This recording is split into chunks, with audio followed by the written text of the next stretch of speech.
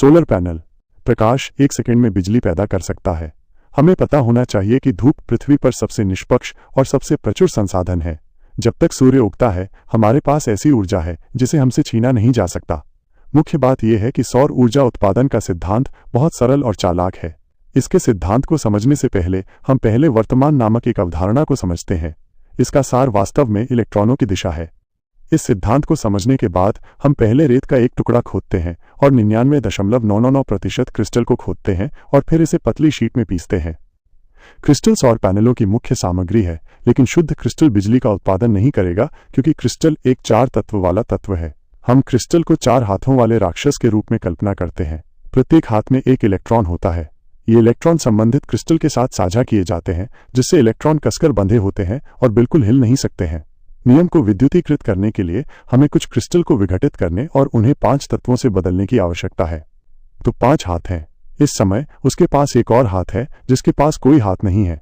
उसके हाथ पर यह इलेक्ट्रॉन स्वतंत्र रूप से घूम सकता है। इस संरचना को एन प्रकार अर्धचालक कहा जाता है। यदि हम एक इलेक्ट्रॉन जोड़ते हैं तो इलेक्ट्रॉन की दिशा में चलना शुरू कर देगा, जिससे एक विद्युत प्रवाह बन जाएगा।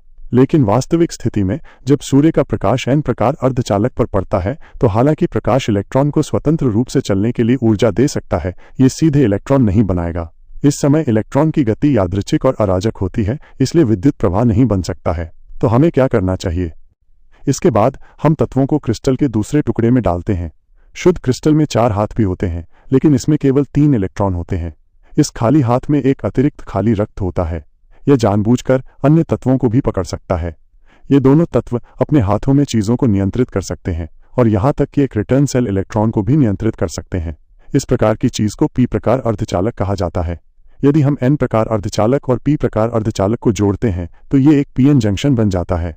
उनका संयोजन एक दिलचस्प घटना का कारण बनेगा। पी प्रकार के अंतराल में एन प्रकार इलेक्ट्रॉन पी प्रकार में प्रवाहित होंगे। एक बार संयुक्त होने के बाद वे नहीं हिलेंगे। यह एक ऊर्जा परत बनाता है जो इलेक्ट्रॉनों के संचलन को रोकता है। फिर हम ग्रिड पर एन प्रकार और पी प्रकार रखते हैं। इस समय एन प्रकार अर्धचालक की सीमा एक कंपन पाइप बन जाएगी। कहने का मतलब है एन प्रकार अर्धचालक का पी प्रकार एन प्रकार की पहली ऊर्जा है।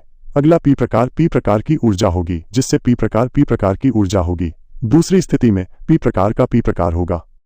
सकारात्मक और नकारात्मक आवेशों के अलगाव के कारण नकारात्मक रूप से चार्ज किया गया विद्युत क्षेत्र अभी भी बहुत स्थिर है। हालांकि अब एक विद्युत क्षेत्र है, लेकिन कमी परत के अस्तित्व के कारण इलेक्ट्रॉन अभी भी हिल नहीं सकते हैं।